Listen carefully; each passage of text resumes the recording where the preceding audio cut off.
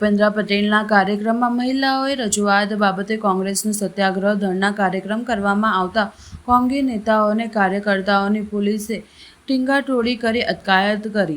વડોદરા શહેર સમા વિસ્તારમાં પાણીના મુદ્દે મહિલાઓ સાથે કરેલ ગેરવર્તન અને 2 દિવસ પહેલા ગુજરાતના મુખ્યમંત્રીએ હરની બોટકાંડની પીડિત મહિલાઓ રજૂઆત કરતા ગુજરાતના મુખ્યમંત્રી બોલ્યા, તમે એજન્ડા સાથે આવ્યા છો, જેને લઈને વડોદરા શહેર કોંગ્રેસ દ્વારા આજે ગાંધીનગર ગૃહ ખાતે સત્યાગ્રહ ધરણા પ્રદર્શન કાર્યક્રમનું આયોજન કરવામાં આવ્યું હતું।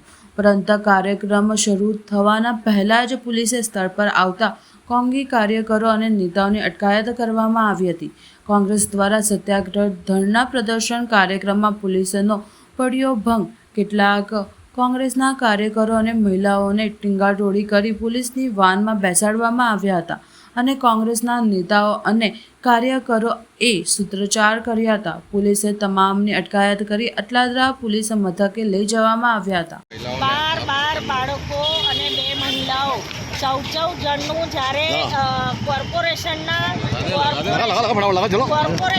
પાપે મૃત્યુ થયું હોય અને ત્યારે આવી રીતે ઓ બેન આવી રીતે જો તમે એ કરતા હોય તો એ ખોટું કહેવાય અને આ રીતે નહીં ચલાવી લેવાય। કોંગ્રેસ પક્ષ લડશે અને મહિલાઓની સશક્તિકરણ 12 બાળકો મરી ગયા છે, 2 મહિલાઓ મરી ગઈ છે, તો પછી એનું પાપ કોને લાગશે?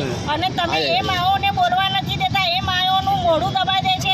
આ પોલીસ છે, એ પોલીસ તો ફક્ત ભાજપનો ખેસ પહેરવાનું બાકી છે, બાકી ભાજપનો હાથો બનીને જ કામ કરે છે। આવી સત્યાગ્રહ શરૂ થાય એ પહેલા જ અટકાયત કરી રહી છે। जब भाजपा डरती है पुलिस को आगे करती है, जब भाजपा डरती है आ લોકશાહી નું ખતમ કરે છે। જ્યારે અમે આયા ત્યારે ભાજપના આધારે પોલીસ વિરોધ પ્રદર્શન બી નહીં કરવા દેતી। આ લોકશાહી છે।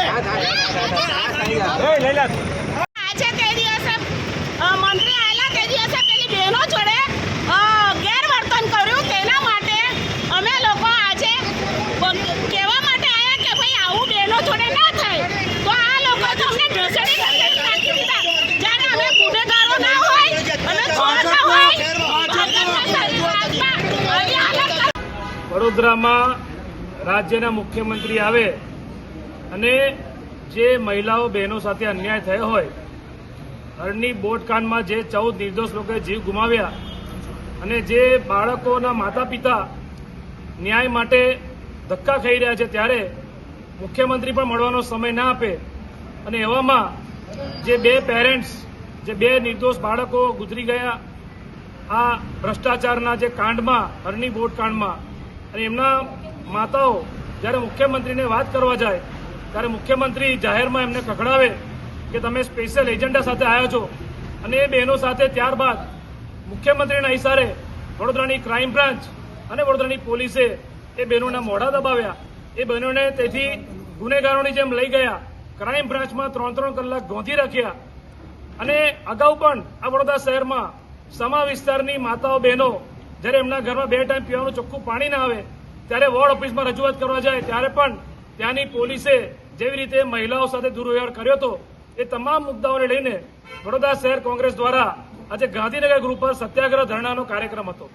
સત્યાગ્રહ એટલા માટે કારણ કે જે મહાત્મા ગાંધીનો દેશ, મહાત્મા ગાંધીનું ગુજરાત જે કહેવાય અને ગાંધી વિચારનું પણ અપમાન થતું હોય અને ભારતીય જનતા પાર્ટીના નેતાઓ સત્તાના નશામાં એટલા અભિમાનમાં આવી ગયા કે જે પ્રજાએ એમને ચૂંટાઈને મોકલ્યા એ પ્રજાઓને પણ ભૂલી ગયા। એક બાજુ ભાજપ વાતો કરે કે બેટી બચાવો અને મહિલા સશક્તિકરણની વાતો કરે, અને એ હરની બોટકાંડની જે 2 બહેનો હતી, 2 દીકરીઓ હતી, એમની સાથે જે દુર્વ્યવહાર કર્યો છે, કોઈ ગુનેગાર સાથે પણ આવો દુર્વ્યવહાર ના કરે। સમા વિસ્તારમાં પણ બહેનોને જે ઢસડી ખેંચીને લઈ ગયા, તો ભારતીય જનતા પાર્ટીના નેતાઓ પોલીસના આગળ કરીને પ્રજાનો અવાજ દબાવે, કોંગ્રેસનો અવાજ દબાવે। આજે પણ તમે જુઓ કે શાંતિપૂર્ણ ધરણાનો કાર્યક્રમ પરમિશન માંગવામાં આવે છે, તે છતાં વડોદરાની પોલીસ પરવાનગી નથી આપતી। શું આ લોકશાહી છે? તાનાશાહી કહેવાય અને તાનાશાહી કે પ્રજાજનો સાથે પણ અત્યાચાર। જે વિપક્ષ તરીકે કોંગ્રેસ પાર્ટી અમે બોલીએ, આજે અમારા વિરોધ પક્ષના નેતા, લોકસભાના રાહુલ ગાંધીના પુત્ર, ભાજપના નેતાઓ જાહેરમાં બાળે, આજ સુધી કોઈ બીજેપીના નેતા પર કોઈ પોલીસ કેસ નહીં, ઉપરથી એ રાવપુરાના પોલીસના અધિકારીઓ ત્યાં બોડીગાર્ડ બનીને ઉભા રહ્યા અને પુત્રને બાળવા દીધા। અને એક એસીપીએ તો સ્ટેટમેન્ટ આપ્યું કે પરવાનગી લીધેલી છે. પુતળા બાળવાની પરવાનગી અમને શાંતિપૂર્ણ ધરણા કરવાનો પણ અધિકાર નથી. આટલી બધી દાદાગીરી, આટલી તાનાશાહી આના વિરોધમાં જે ધરણા અમારે ગાંધીનગર કરવાના હતા એ ધરણા પોલીસ અમને નથી કરવા દીધા. માટે અહીં આટલા બધા પોલીસ સ્ટેશન કોંગ્રેસ પરિવારના અમે આગેવાનો એ ધરણા પર બેઠા છે.